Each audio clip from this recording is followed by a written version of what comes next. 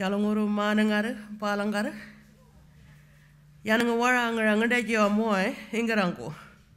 Yolongo yano. Palangara wajire galachara ninge. Kamale. Ngadejo moy. Nyera mangara dangarne. Yanangame angadejinga moy, winyir angara gadangarne. Yadawara walalawara. Chalonguru ngaraguda. I speak to you in my first language, Bunaba, and I say to you, good morning, everyone. I stand here today on the lands of the Yolngu people. There are many of us that have come from afar. We come speaking different languages, and we are strangers to these lands. The ear of this land is hearing our different languages, and we reassure that we gather and talk together with good feeling.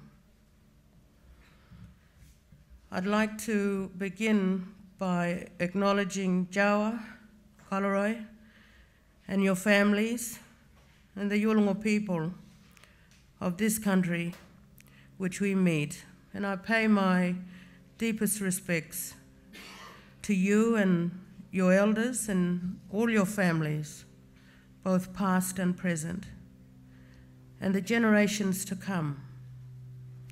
Similarly, I acknowledge all Indigenous peoples here today, along with our non-Indigenous brothers and sisters. And thank you, Yalme, for your warm welcome and your words this morning. It is an honour to be at this important gathering on Yolngu country. And I hope that the discussions that we have here are able to translate into meaningful change for Aboriginal and Torres Strait Islander peoples across our nation.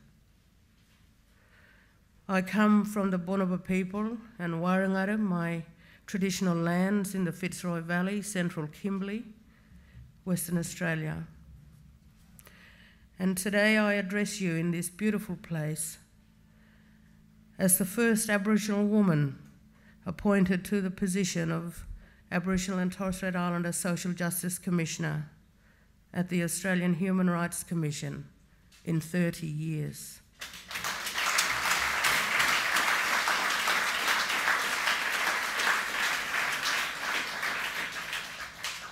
I look forward to bringing my experiences from living in community to this role and to elevating the voices of our people through my term to address the various challenges facing our communities. I thank the organisers for this great invitation to speak at this nationally or internationally significant festival, where our discussions this year will be themed around Ko Pukulundun Makararawo, around ways of settling our differences. This is an issue that goes to the core of who we are as a nation and where we need to go in order to be able to truly reconcile our issues. When I was first appointed to this role, and before I made the long journey from my home in Fitzroy Crossing in Western Australia to Sydney, I was spending a lot of time with the women in my community and preparing for my departure. I had many people ask me where I would be going and what my new role as Social Justice Commissioner would entail. I had people coming up to congratulate me, but not quite understanding the role and the significance of the work of the Australian Human Rights Commission. What was this thing called human rights? This is a comment that struck a chord with me because although our communities know concepts around fairness and justice and equity really well, and they're found in our daily lived realities, and then in our protests and marches and in our standoffs with police and welfare. We don't necessarily know about the language of human rights. I have said since my appointment this April that I will work hard to ensure that the human rights of Aboriginal and Torres Strait Islander peoples are more than just words on a page and a part of our lived reality. To make human rights real. But a crucial part of achieving this goes back to the core roles of the Australian Human Rights Commission. I know that some of you may not be aware of our important role as Australia's national human rights monitoring body, responsible for handling complaints in relation to discrimination and for promoting awareness of the human rights of all Australians, but particularly through my role, the human rights of Australia's First Peoples. I'm charged with promoting the human rights of Aboriginal and Torres Strait Islander peoples in a number of ways, through producing a report to Parliament, the Social Justice and Native Title Report, through making submissions to parliamentary and other inquiries, through developing policy advice on key issues affecting our peoples, and through participating in key forums such as this. I will direct part of what I'm going to say today, as is appropriate for this forum, around the education of Aboriginal and Torres Strait Islander children. However, I've also been asked to go broader than this by the organisers, and I will reserve those comments until later in the session. We can't begin a discussion about the education of our children without first talking about a human rights-based approach to education. International human rights law defines the right to education as a fundamental human right, and it is essential for the exercise of all other human rights. This right is captured in at least 2 international treaties, which Australia has committed to honour, such as the International Covenant on Economic, Social and Cultural Rights of 1966 and the Convention on the Rights of the Child of 1989. However, these rights are also captured in the United Nations Declaration on the Rights of Indigenous Peoples, which was adopted 10 years ago by the United Nations General Assembly this September. As a framework developed by Indigenous peoples for Indigenous peoples, it speaks of the importance of our own educational institutions, our own languages, and our own cultural methods as ways of teaching our children.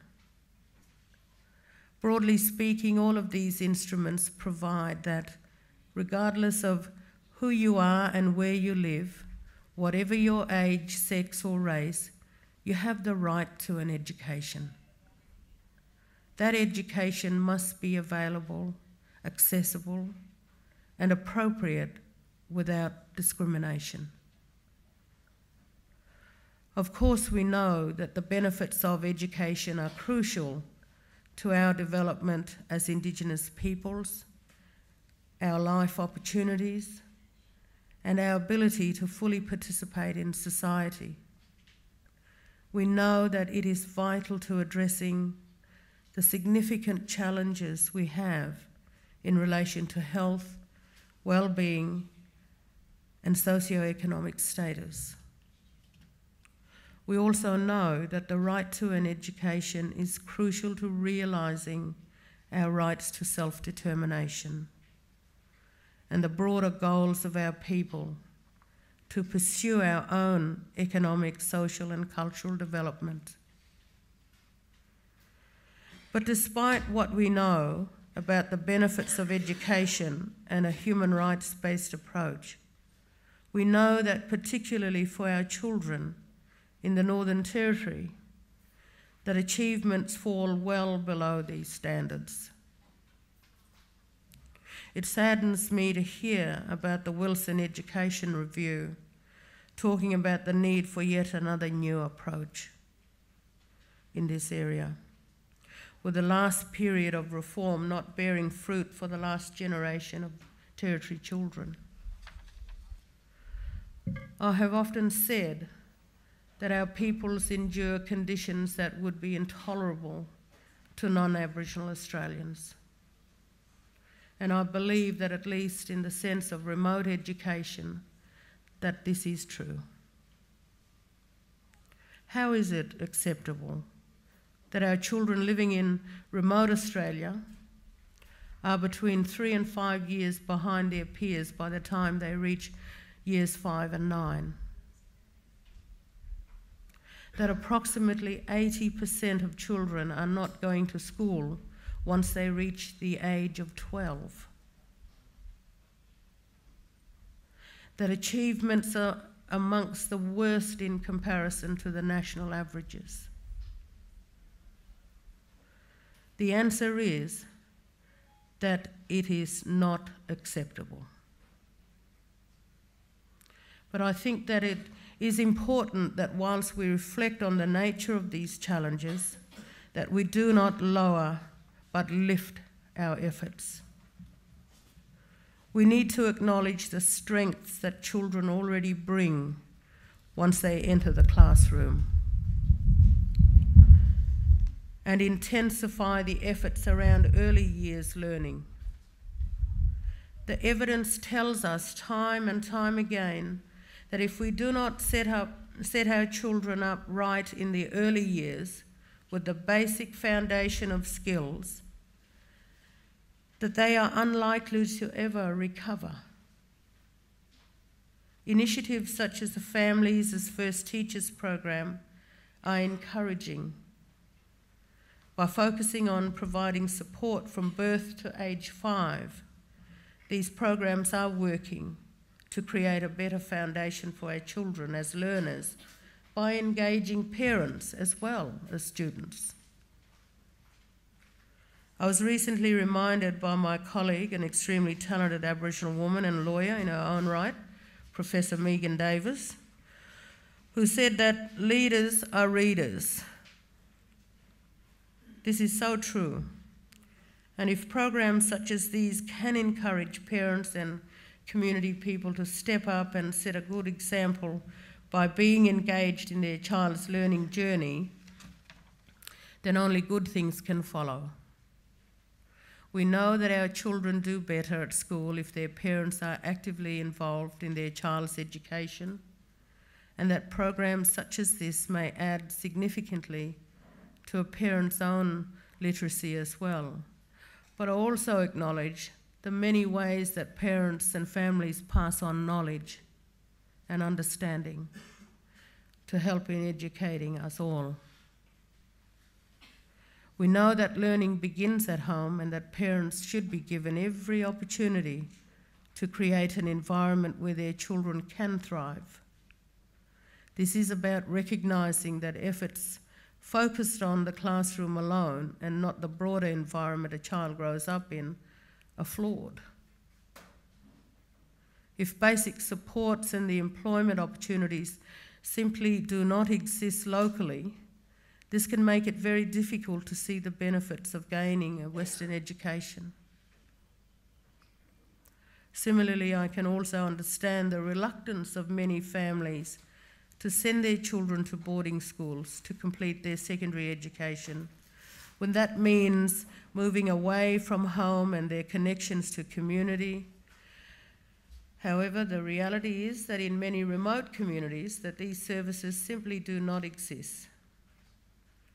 Initiatives, however, such as the Wunnan Foundation in the East Kimberley and Yiramalay Wesley College Studio School on my own country, have had some success with matching up students with adult mentors, carers from their communities so that they can stay connected and feel comfortable socially and culturally in order to thrive.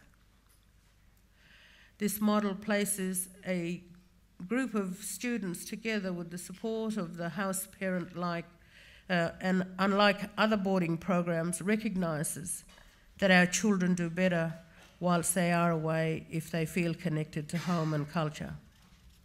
These children are now role models for their community, but there needs to be sufficient opportunities in a child's own community to encourage them to come back and give back to their community when they finish their studies.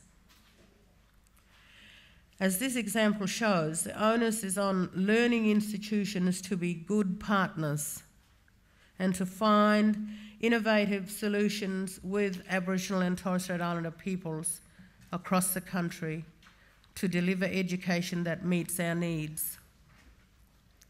We know that setting our children up well in the early years will prepare them for later schooling.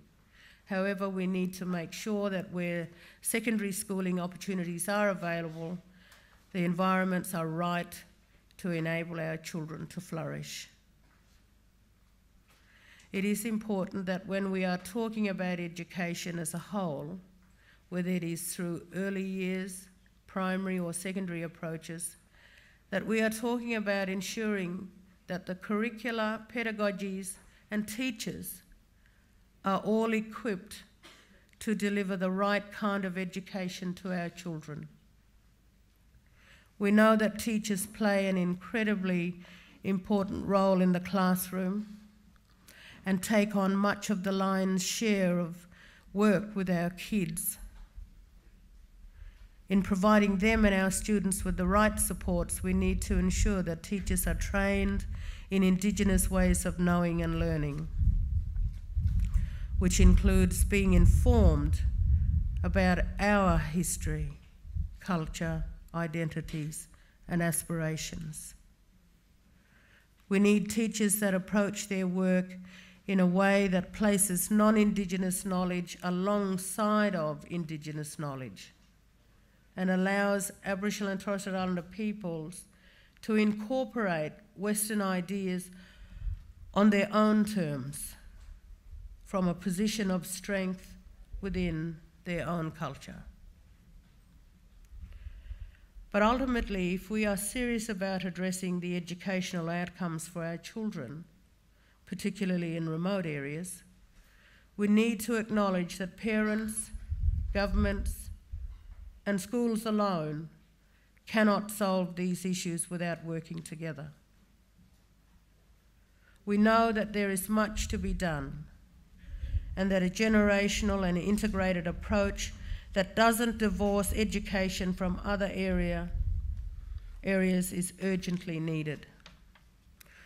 We must focus our efforts outside the classroom as well as inside if we are to see any changes. I know that one of the biggest balancing acts in education is about providing our children with a culturally secure learning framework which brings together the wealth of Indigenous and Western knowledge systems. And we know that this is no easy feat. We know that students who speak English fare better throughout their schooling, but we need to ensure that our children have a curriculum that is enriched with our own cultures so that other skills like literacy and numeracy can be scaffolded and enhanced. But we must acknowledge that efforts to improve the educational outcomes for our young people can't be at the expense of who we are. Finding a balance between having our culture reflected back to us in the classroom with the benefits of English is important. But in a world where success, as defined by doing well in the mainstream, is fast becoming the norm, we cannot afford to become cardboard cutouts of a Western system.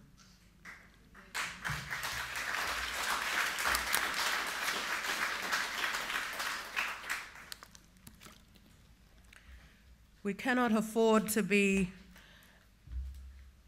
absorbed into the white population just as people such as A.O. Neville, the native protector in Western Australia, had hoped. We must determine our own version of success. These figures speak of a time in our history when Aboriginal and Torres Strait Islander culture and knowledge were given very little value by Australian governments and society. But there would be some of you here today who, like me, were discouraged from using your own language at school and on the mission where you were growing up, as I was. These events are still in our living memory. We need to acknowledge the damage that this agenda has wrought on our people and stress that the survival, practice and teaching of our cultures and our languages is critical in the modern world. We need systems that draw on the strengths of both Indigenous and Western systems so that we can still retain who we are and our connections to our languages and culture that have kept our people strong for millennia. We only have to look around us here at this festival to see that we are surrounded by a culture that is rich and complex and unwavering. We have lawmen and women, senior people in our communities who carry our traditions and stories and whom have nurtured them and us through the generations. And the young people who will inherit their responsibility of maintaining the traditions, customs, practice, and deep knowledge. These are the knowledge holders in our community who, having lived off this land for at least 65,000 years, according to the most recent evidence, have survived because of their intimate knowledge of our lands, waters, and climates. Knowledge holders like my grandmother, who knew every animal, rock, and plant, who knew how to find water amongst the tall and endless plains of spiky spinifex and boabs. These lessons take a lifetime to learn and to pass on, but are often more complex than what is contained in any piece of paper. I know that these systems are gaining more respect in the Western system, and I want to acknowledge the efforts through initiatives such as Maal Rom project, which belongs to the Yolngu of East Arnhem Land, and the Bunawara group from Maningrida for forging partnerships with formal institutions such as Charles Darwin University around their own customary systems. Slowly, these institutions are beginning to value the richness and depth of our knowledge alongside Western systems. And so it should be. Just a personal reflection. I've been extremely fortunate in my life to be educated across a range of formal and informal settings. But my love of learning started long before I entered the classroom. I want to say to all our young ones out there to work really hard at school, but never let go of who you are. And never think that the smallest opportunity isn't leading you on to a bigger road in life. My own path in life is probably not what you would expect. I've lived as a kid growing up in the blackfella camp on a cattle station, as a student in a dormitory, mission dormitory. And I started my working career as a legal secretary for the West Australian Aboriginal Legal Service in Derby, Western Australia. I've worked as a dental nurse. I've worked in a hospital as a local clerk. But my favourite job was a stock camp cook.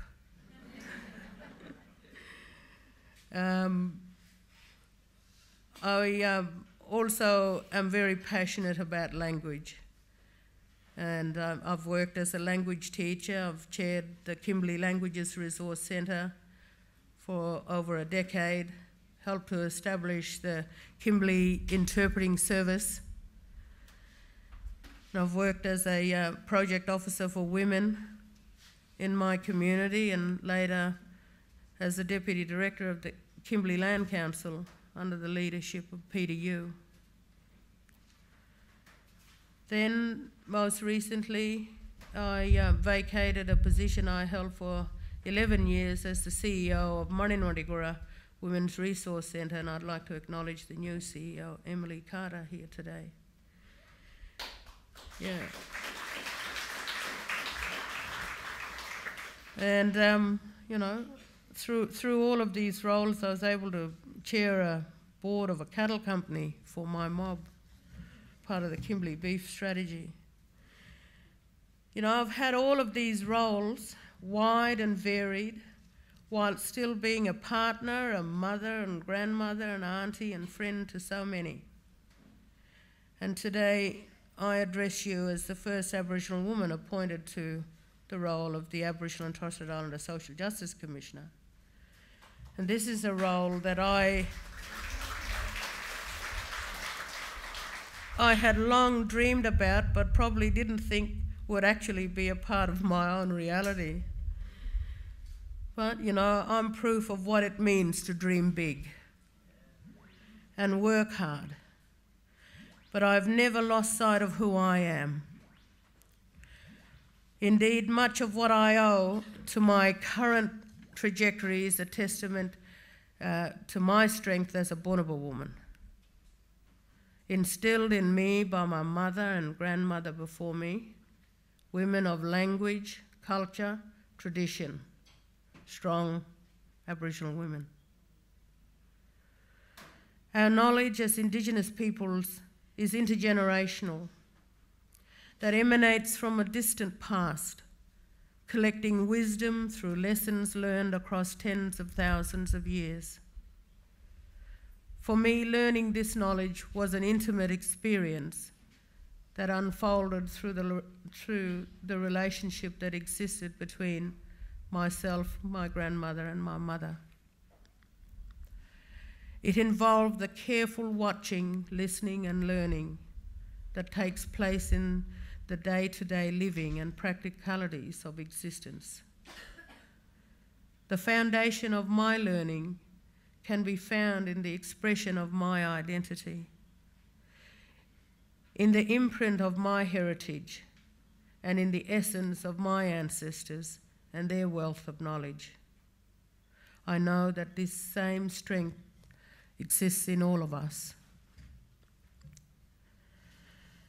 I'm going to switch gears a little now, as I've been asked today to talk a little bit about a few issues that our nation is currently grappling with. We can't be talking about educating our children in the classroom without preparing them for the world that awaits them outside of that. I saw footage recently of Aboriginal students being asked how many of them had a family member that was currently in or had been in jail. Almost every student raised their hands. Our kids know the odds that they are up against. They know the stories of the young boy from Kalgoorlie, recently run over and killed, and of young Dylan Voller. Every Indigenous community across the country has their finger firmly on the pulse of what is happening right across our nation. We feel the same immense pain and loss of what happens to our people each time they die in custody, are locked up for unpaid fines, and each time that the justice served up by our system seems so grossly inadequate. These wounds run deep, stretching back through the history of our country. and flare up whenever another injustice is served upon us. Unfortunately, this is an experience that is more common than we would like. I felt the pain of the Aboriginal and Torres Strait Islander peoples across the country last week as they once again mourned over the loss of the little boy from Kalgoorlie and the court decision that was handed down. I just could not find the words to describe the feeling. We probably felt the anger, but probably not the same shock that accompanied those disturbing images of young people being mistreated in Dondale. We have come to know and expect this from a justice system that is supposed to protect our communities. Most shocking to us was probably the fact that it was recorded and broadcast across the nation. Unfortunately, these events have laid bare some of the uglier truths about our society. I can't believe that the reaction to the little boy from Kalgoorlie's death has been met with some people in our country entertaining even for a second that this is appropriate treatment of a child or any human being. We start to go on a slippery slope if we try and justify the ill treatment and death of children in such a way. The same sentiment stands for the public discourse that has surrounded young Dylan Voller. Of course, Dylan and young people should be accountable for their actions, but do we really defend the system and its treatment of human beings and children? No. No less with restraints, strip searching and spit hoods. This brutality is undignified and indefensible. It is an affront on human rights. But pointing out the home truths is uncomfortable for those of us who would choose to think that such things do not exist or that punitive and brutal responses are appropriate. But Aboriginal and Torres Strait Islander Australians are experienced in these attitudes that confront us almost daily. Sadly, we have also come to expect the same predictable response of ordering yet another inquiry.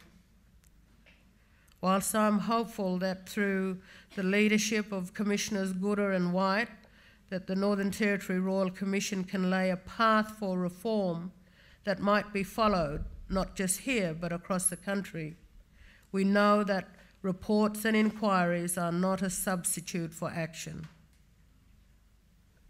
It's hard to talk about improving educational outcomes for Aboriginal children without addressing the structural reality that confronts them after school.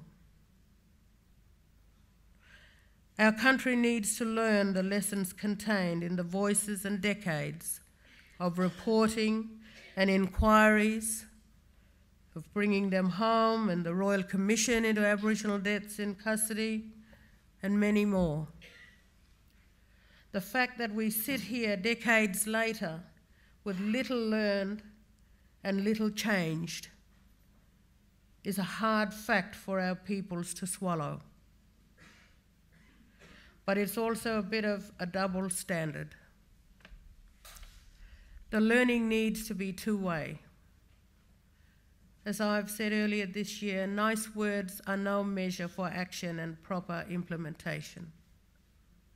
We can't continue the discourse of deficit around the gaps that exist between our peoples and the broader population with issues such as education, without a conversation about the responsibilities of government. Ongoing deaths, injustice, intolerance, and above all, inaction only feed an existing discontent that rests with Aboriginal and Torres Strait Islander peoples. Our peoples need confidence that, like all other Australians, that inadequacies with our laws, our police, and our detention centres will be addressed. As important as our children's achievements are for growing the next generation of future leaders of our country, we need to be talking about the world we are sending them into after school. What is the point of doing so much work at the front end for a child's education if the structures, laws, and systems they encounter after that time do not reflect them or serve their interests? I would like to close by making some remarks, as I have been asked to, regarding the process for achieving constitutional reform regarding Aboriginal and Torres Strait Islander peoples. Too many of our peoples do not feel at home in the place we call our own. We feel at unease at the ever-increasing role of governments and other agents in our lives. We feel the normalisation of brutality, injustice, intolerance, and pain. And we feel the powerlessness of it all. I am convinced that the current push for constitutional reform, of the desire to have an enshrined voice to the Parliament, is the expression of Aboriginal and Torres Strait Islander peoples to address our powerlessness. This call may be new in constitutional terms, but it is a call that has its origins well before the Constitution was ever created.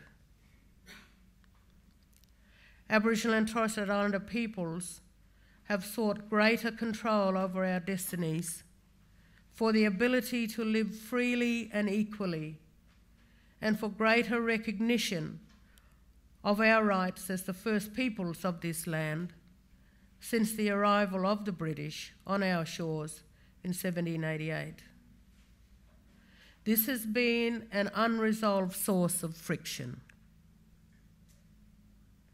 Despite the myth of terra nullius, the policies of destruction aimed at ourselves and our families, and the void in the nation's founding document that existed before 1967, our peoples have not rested. As I said to the delegation at the Uluru National Convention earlier this year, our peoples have continued to assert our rights through the Wave Hill Walk-Off, the National Day of Mourning, and in the great Yirrkala bark petitions, which can be found in the halls of Canberra, in the ochre and bark and the laws and language of the Yolngu people. The Uluru Statement is the latest in this long line of calls.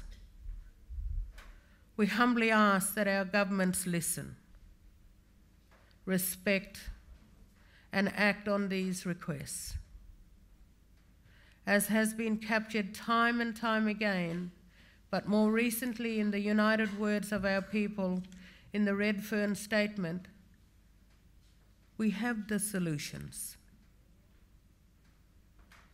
I have heard our people from the Northern Territory argue powerfully for change that is much greater than a mere change to the race powers, because such change would not have prevented what was thrown at them in the form of the Northern Territory intervention a decade ago.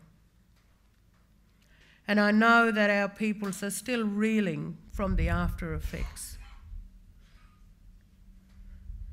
The ground has shifted in relation to this debate because Aboriginal and Torres Strait Islander peoples do not see a way to guarantee that racially discriminatory laws will not be directed at them in the future. The current approach is grounded in our experience not to expect governments to always act in our best interests. The ground has shifted, and our politicians must shift too. Our political systems and institutions remain inadequate at providing Aboriginal and Torres Strait Islander peoples with a voice in the matters that affect our lives, our futures, our families, and our communities. An Indigenous body gives us an opportunity to address this flaw and to elevate our voices in a country where we are a minority and occupy a space on the fringe of government policy. A voice gives us the ability to address Parliament directly through our connections to our communities and our regions. More than this, an Indigenous voice means government walking the talk on Indigenous disadvantage. This country spends a lot of time and money on the question of Indigenous affairs, much of it done without us. We seek a means to address our powerlessness, and we are asking for you to allow us to do that.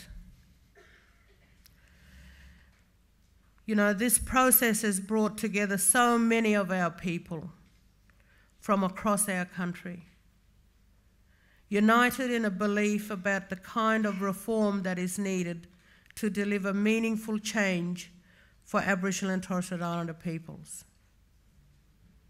We must honour these voices. We now need all Australians to rally behind this call and stand beside us in this quest for change. We cannot do this without you, but we cannot afford to let this opportunity slip out of our grasp. I hope that in 50 years' time, all Australians can look back on the great courage that was shown here. What a legacy to leave our children and our nation. 5 million Australians cast their vote 50 years ago because they believed in our fundamental right to be included in society, despite the unintended consequences. I have seen that same spirit in the bridge walks, the apology, and the same sentiments around the current push for constitutional reform. We were able to remind our fellow Australians in 1967 of the shortcomings of the national document and its power in the lives of Aboriginal and Torres Strait Islander peoples. We must do that again. Yaninja, thank you.